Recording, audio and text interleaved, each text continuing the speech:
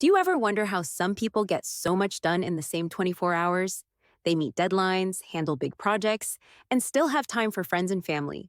Turns out, it's actually pretty simple to achieve. Science shows that what kills your productivity is the number of hours you work each week. And by forcing yourself to work less, you can become insanely productive. So, by the end of this video, you'll know exactly how to get more done in less time with the concepts I'll share with you. All right, let's start by understanding why working more hours doesn't mean more output, which is also known as the myth of being busy. In today's fast paced world, the hustle culture makes us think that success depends on the hours you're willing to put in and the sacrifices you're willing to make. We hear about successful entrepreneurs and CEOs working 100-hour weeks, which is more than 14 hours a day. Some of us even work in companies where everyone is expected to work nonstop, just like the workaholic boss. Long working hours are praised and time off is seen as laziness. So basically, if you're not hustling, you're failing. There's this belief that productivity is linear. If you work more hours, you get more done. So if you work for 12 hours, you should get twice as much done as someone who works only 6 hours, right? We all kind of go through life assuming this is true, but it's not. The reality is that most people can't handle working such crazy hours. What really happens is you start your day feeling optimistic, thinking you can tackle everything on your to-do list. But as the hours go by, and despite all your effort, you find yourself sitting there under the fluorescent lights, tapping at your keyboard and thinking, why can't you just finish this and go home? This happens because hustle culture often backfires. The reality is that most types of work don't give linear returns. They give diminishing returns. This means that there's a point where more effort stops giving you better results and starts giving you worse ones. In fact, a study from Stanford found that productivity falls sharply after 50 hours per week and drops off a cliff after 55 hours. This means that working more than 9 hours a day is pretty pointless. It's like overwatering your plants. Just like too much water can kill a plant, too many hours can kill your productivity. Most work follows this pattern because your brain gets tired, and there's a limit to how much you can accomplish efficiently in a single day. Let's say you can write a report in 1 hour. Technically, if you work for 12 hours, you should be able to produce 12 reports. But reality shows otherwise. In the first hour, you put in full focus and energy and produce one good report. By the second hour, your focus and energy start to drop, and you're only producing zero point 0.8 of a good report. By the end of the day, when your energy and focus are at their lowest, it feels like you're running on a hamster wheel. You're putting in effort but not making real progress. And the worst part is that at some point you go from working for diminishing returns to working for negative returns. This is the moment when you realize that the quality of your work is so bad that you'll have to spend more time later fixing it. So when you work more hours, you actually create more work for yourself. The point is, we're not robots. You can keep adding hours linearly, but you can't do the same with focus and energy. They need breaks and rest to recharge, which you don't get if you're working nonstop. But what's amazing is that taking enough time to rest and truly distract yourself from work makes your brain much more effective when you return. So even if it feels like doing a bit of work in hour 10 is better than doing nothing, it's actually worse because you're sacrificing valuable rest time that you need to recharge and perform at your best. Having said all that, there is one thing that is completely sabotaging our productivity without us even realizing it, and it's called Parkinson's law. It says that work expands to fill the time available for its completion. In other words, the more time you give a task, the longer it takes to do it. And the best way to illustrate this is through our calendars. Let's say we set aside 3 hours to write a report.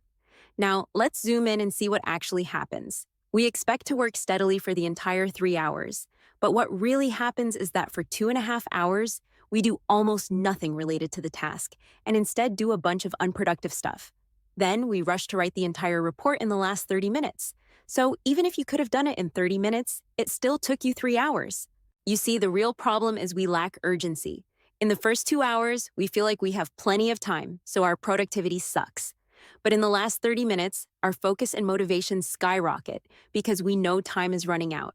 And this is because there's nothing like a short deadline to motivate you and make every minute count. We're all victims of Parkinson's law, which makes us waste a lot of time and work long hours. The good news is, we can use this, and the law of diminishing returns to our advantage. This means cutting out hours spent on unproductive things and really optimizing the hours you already work.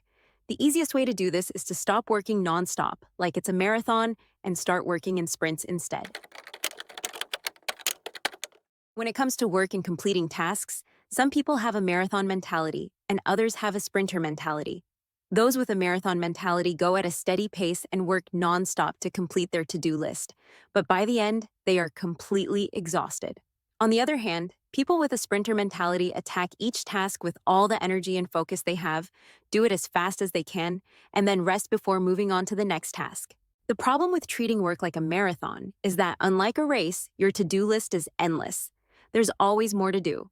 So what happens is that you keep running marathon after marathon without a proper rest. And in fact, studies find that the most productive people work more like sprinters. They tackle a task intensely, take a good rest to recharge, and then repeat the cycle over and over. It's about working in bursts of sprinting, resting, and then starting fresh. Working in sprints is based on brain science that tells us our brains are like muscles. Whatever we do, our brains are almost always getting a workout. And we all know that after an intense workout, muscles need to rest to recover and work effectively. So when tackling tasks, you're much better off switching between intense activity and recovery rather than trying to maintain a steady pace all the time. So how long should your sprints last? The length depends on what you're working on and how long you can fully concentrate and give 100% effort. If it's a tough, mentally draining task, you might only manage 30 minutes of intense work. If it's an easier or more enjoyable task, you might work intensely for 3 hours. Think about how long you can go all out. If it normally takes you 3 hours to write a report, ask yourself how long it would take if your life depended on it. You'll be surprised at how much more you can do in less time. People often underestimate what they can achieve, so set really challenging deadlines to trick your brain into feeling a real sense of urgency. To check if you are actually running a sprint and not a marathon, just imagine a hungry lion chasing you. If it catches you, you're in trouble. Did you start running faster? Because that's how hard you should be pushing yourself. The harsh reality is that without setting these fake tight deadlines, your work will expand to fill the time available. This is just human nature. All right, so after an intense activity, you need an intense recovery.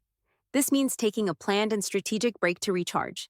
But taking a break doesn't mean checking your email or social media, like most people do when they work in marathon mode. It means completely disengaging from your desk, screen, and tasks. For example, spending some time outside or listening to music with headphones. The key is to fully disconnect and give your brain a complete rest and refresh. Now, the idea of working in sprints is easy to grasp, but putting it into practice can be challenging, especially if you're used to working in marathon mode. So, how can you start working in sprints effectively? A great way to start sprinting is to use something called work compression. This means cutting the time you give yourself to do something by a certain percentage, say 50%. Then you get the work done in that shorter time, no matter what. For example, if you usually spend 12 hours on work, cut it to 6 hours and get the work done in that time. Or if you usually spend 2 hours preparing a presentation, cut it to 1 hour. The new time limit is the maximum time you have, and the extra time is not a buffer. It's just gone. Now, you might be tempted to start big and cut the time by a large percentage, but it's more effective to start small. Sprinting is a skill you need to learn and practice regularly to apply it effectively to your work. So, take the time you would normally spend on a task, cut it by a small amount, like 10%, and complete the work in that shorter time. Once you're used to the new pace and can deliver good work in less time, try cutting the time even more. Keep doing this and see how fast you can actually go. And when it comes to taking breaks after a sprint, treat it like any other task and block it in your calendar. We're so used to working all the time that we often forget this step, but running sprints requires a lot of effort, so it's crucial to schedule recovery time to start your next sprint fresh. All right, to sum it up, think of your work as a series of sprints instead of one long marathon. Each sprint's length will depend on the task you're working on, and you'll need to figure that out for yourself. By setting tight deadlines and working as fast as you can, you'll be able to perform at your best before needing to take a break and start again. This way, you'll work less but achieve more, leaving you with more time for friends and family.